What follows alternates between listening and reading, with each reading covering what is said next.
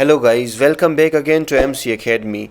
In this video lecture, we are going to learn how to solve spotting errors or error detection in MCQs tests. English test के अंदर spotting errors के different patterns के questions आते हैं और आज हम स्पॉटिंग एरर्स की लेक्चर सीरीज स्टार्ट करने जा रहे हैं और टेस्ट में आने वाले स्पॉटिंग एरर्स के सारे पैटर्न्स को डिस्कस करेंगे। लेकिन आज पार्ट 1 के अंदर हम 20 MCQs को देखेंगे। इसी तरह आने वाले लेक्चर्स में हम इस मुकम्मल PDF फाइल को पार्ट्स में डिस्कस करते रहेंगे। इस फाइल के अंदर टेस्ट्स में आने वाले स्पॉट द एरर्स के तकरीबन सारे पैटर्न्स मौजूद हैं। अगर आपको ये मुकम्मल फाइल चाहिए तो आप हमारे सोशल मीडिया प्लेटफॉर्म्स को फॉलो करें और हमारा व्हाट्सएप ग्रुप ज्वाइन करें जिसकी लिंक मैंने डिस्क्रिप्शन में दे दी है। आपको ये फ़ाइल फ्री ऑफ कॉस्ट मिल जाएगी। चलते हैं आज के फर्स्ट क्वेश्चन की तरफ। ये स्पॉटिंग द एरर का हमारा पहला पैटर्न है जिसमें एक सेंटेंस दिया जाता है और सेंटेंस को सेक्शंस में डिवाइड किया जाता है और हर सेक्शन A, B, C और D से मार्क किया जाता है और सेंटेंस के जिस पार्ट में मिस्टेक होगी उस पार्ट के ऑप्शन को चूज़ किया जाएगा। अगर पूरे सेंटेंस में कोई मिस्टेक नहीं तो हम ऑप्शन D नो एरर को चूज़ करेंगे। Let's read the first question. He is a university professor but of his 3 sons neither has any merit. इस सेंटेंस के अंदर he is a university professor ये ऑप्शन A का part है, but of his 3 sons ये B का part है, neither has any merit ये पार्ट C का है। याद रहे कि सिर्फ 2 पर्सन्स या थिंग्स के लिए नाइदर नेगेटिव के लिए और आइदर पॉजिटिव के लिए इस्तेमाल करते हैं। इस सेंटेंस के अंदर क्योंकि प्रोफेसर के 3 सन्स हैं तो हम नाइदर की जगह नन इस्तेमाल करेंगे। तो इस सेंटेंस के अंदर नाइदर ऑप्शन C में मौजूद है तो हमारा वही करेक्ट आंसर रहेगा जिसके अंदर एरर है। So option C should be the answer of this question.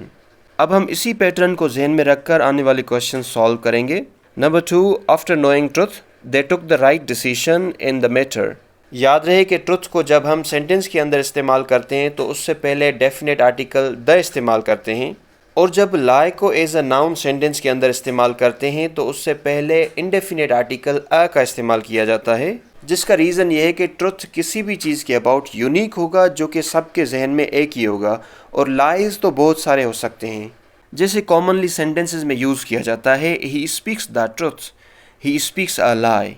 तो इस क्वेश्चन का ऑप्शन A करेक्ट आंसर होगा। I hope it's clear. Number 3, it's time you decide on your next course of action. जब हम it's time या it's high time जैसे expressions use करते हैं तो आने वाला वर्ब सिंपल पास्ट में होगा लेकिन वो मीनिंग प्रेजेंट की ही देगा। ये सेंटेंस करेक्ट हो जाएगा it's time you decided on your next course of action. यहाँ पर डिसाइड को हमने सिंपल पास्ट में कर दिया तो ऑप्शन B हमारा करेक्ट ऑप्शन रहेगा। Number 4, he who has suffered most for the cause let him speak.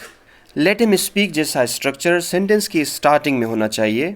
यहाँ पर प्रीवियस स्ट्रक्चर के साथ कॉमा के बाद लेट हिम स्पीक यूज़ किया गया है जो स्ट्रक्चर के मयार के मुताबिक गलत है। अगर हमें इस सेंटेंस को करेक्ट करना है तो लेट हिम स्पीक की जगह should be allowed to speak use करेंगे। तो मुकम्मल सेंटेंस रहेगा he who has suffered most for the cause should be allowed to speak. Option C is correct. Let's move to number 5। A cup of coffee is an excellent compliment to smoked salmon. Salmon is a type of fish and smoked salmon उसको तैयार करने की कोई तरकीब हो सकती है। Sentence की मीनिंग कुछ इस तरह बनेगी, कॉफ़ी का एक कप स्मोक्ड समोन की बेहतरीन तकमील है। और ये सेंटेंस बिल्कुल करेक्ट है तो हम ऑप्शन D नो एरर को चूज़ करेंगे। Let's move to number 6। जज in him prevailed upon the father and he sentenced his son to death. इस सेंटेंस की मीनिंग कुछ हम इस तरह बनाएंगे कि एक बाप के इमोशंस पर मुनसिफाना जिम्मेदारी गालिब हो गई और उसने अपने बेटे को सजाए मौत सुना दी। यानी जज उसका फादर था जिसने एक मुनसिफाना फैसला सुनाया, ना कि अपने बेटे को बचाने की कोशिश की। और इस सेंटेंस में जज एक पर्टिकुलर पर्सन को रेफ़र कर रहा है तो हम जज से पहले डेफिनेट आर्टिकल द यूज़ करेंगे और यहाँ पर ऑप्शन A करेक्ट रहेगा। Number 7, 9/10 of the pillar have rotted away. ये 9/10 जिसका मतलब है 9 आउट ऑफ 10 या 90% जिसका सिनोनिम है ऑलमोस्ट या मोस्टली। इस सेंटेंस में 9/10 ऑफ द पिलर जो कि एक सिंगुलर सब्जेक्ट फील हो रहा है तो हैव की जगह हम हैज़ इस्तेमाल करेंगे और इसलिए ऑप्शन C करेक्ट ऑप्शन रहेगा। Number 8, one major reason for the popularity of television is that most people like to stay at home. Most people हम जनरल पर्पज़ के लिए यूज़ करते हैं। जब हम पर्पज़ को स्पेसिफाई करें तो हम most of the people use करेंगे और इस क्वेश्चन में भी ऑप्शन C करेक्ट ऑप्शन रहेगा। Number 9, our efforts are aimed to bring about a reconciliation. इस कॉन्टेक्स्ट में हम एम्ड के बाद प्रीपोजिशन एट का इस्तेमाल करेंगे और इन्फिनेटिव ब्रिंग को जेरंड ब्रिंगिंग में कन्वर्ट कर देंगे। The correct answer would be our efforts are aimed at bringing about a reconciliation. I hope it's clear. Number 10. Three conditions for growing plants are soil temperature, chemical balance or amount of moisture. जब पहले ही हमने 3 conditions mention कर दी हैं तो हम और की जगह and इस्तेमाल करेंगे। Question number 10 में option C correct option रहेगा। Let's move to the next question. The future of food companies seems quite secure owed to ever-growing demand.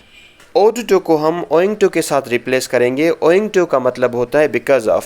यहाँ पर जस्ट स्पेलिंग मिस्टेक की गई है। ऑप्शन सी करेक्ट ऑप्शन रहेगा। Number 12 the vaccine when hit the Pakistani market is dogged by controversy. इस sentence में when hit the Pakistani market ये एक सबऑर्डिनेट क्लॉज है और यहाँ पर वर्ब हिट को सिंपल पास्ट में रखा गया है तो हम मेन क्लास के वर्ब इज को भी पास्ट में कर देंगे यानी was dogged by controversy. Option C correct option रहेगा। Number 13 his son is working very hardly. Hardly और हार्ड दोनों ही एडवर्ब्स हैं लेकिन हार्डली का मतलब होता है मुश्किल से या कभी कभार। स्केर्सली एंड बेयरली इसके सिनोनिम्स हैं। इस जगह हम एडवर्ब हार्ड को यूज़ करेंगे जिसका मतलब है मेहनत या मुशक्क़त से। Number 14 do you know that it was I who has done this piece of beautiful work.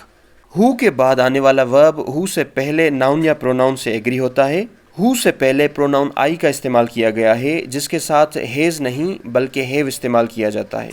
Hair option B should be the correct option. Number 15 the company has ordered some new equipments. Equipment खुद एक plural meaning देता है तो उसका plural हम इसके साथ नहीं बनाते। यहाँ पर जस्ट इक्विपमेंट यूज़ होना चाहिए और ऑप्शन सी में एरर है। उम्मीद है यहाँ तक क्लियर होगा। नंबर 16 स्पॉटिंग एरर्स का एक और पैटर्न हमारे सामने आया है जैसे हम पहले पढ़ के आए। इसमें भी उसी तरह सेक्शंस होंगे लेकिन अब सेक्शंस अंडरलाइंड होंगे और ऑप्शंस उनके नीचे होंगे। उम्मीद है यह पैटर्न भी समझना इजी होगा। A great many student have been declared successful. Many a और अ ग्रेट मैनी के बाद आने वाले नाउन को हम हमेशा सिंगुलर रखते हैं जिसके साथ वर्ब भी सिंगुलर ही एग्री होगा लेकिन मीनिंग के एतबार से वो प्लूरल रहेगा। याद रहे अगर यहाँ अ नहीं होता तो ग्रेट मैनी स्टूडेंट्स होता और हम हैव ही इस्तेमाल करते लेकिन आ की वजह से हमने स्टूडेंट को सिंगुलर ही रखा है और हैव की जगह हैज़ इस्तेमाल करेंगे।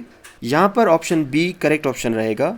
Number 17 we are going to launch this 3 crore project within the next few months. जब हम किसी अमाउंट को कंपाउंड एडजेक्टिव बनाते हैं यानी 3 करोड़ प्रोजेक्ट को मॉडिफाई कर रहा है तो हम करोड़ को सिंगुलर यूज़ करेंगे और 3 एंड करोड़ के बीच हाइफन यूज़ करेंगे यानी 3 करोड़ प्रोजेक्ट। 3 करोड़ यहाँ पर एडजेक्टिव हो जाएगा। I hope this is clear. Number 18 I hope to go to shopping this weekend if the weather permits. याद रहे जब गो के बाद शॉपिंग आए तो हम तो इस्तेमाल नहीं करेंगे। गो को कुछ इस तरह इस्तेमाल किया जाता है go home, go shopping, go outside. कोई प्रीपोजिशन यूज़ नहीं होगा। Go to school, go to work, go to bed, go to a party, go to a restaurant, go to a concert, go to the beach, go to the airport, go to the mall. और इस जगह भी गो के बाद to use नहीं करेंगे। I hope to go shopping.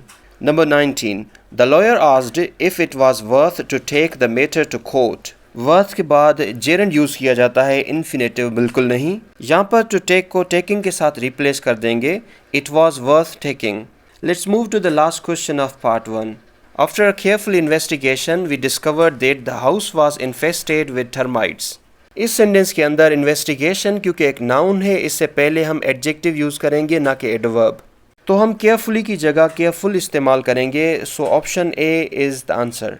उम्मीद है स्पॉटिंग द एरर पार्ट 1 के 20 MCQs बिल्कुल क्लियर होंगे लेकिन इनमें भी अगर कोई डाउट, डिफ़िकल्टी या कन्फ्यूजन है तो आप कमेंट बॉक्स में डिस्कस कर सकते हैं। Stay tuned for upcoming video lectures. Thank you for watching MC Academy YouTube channel.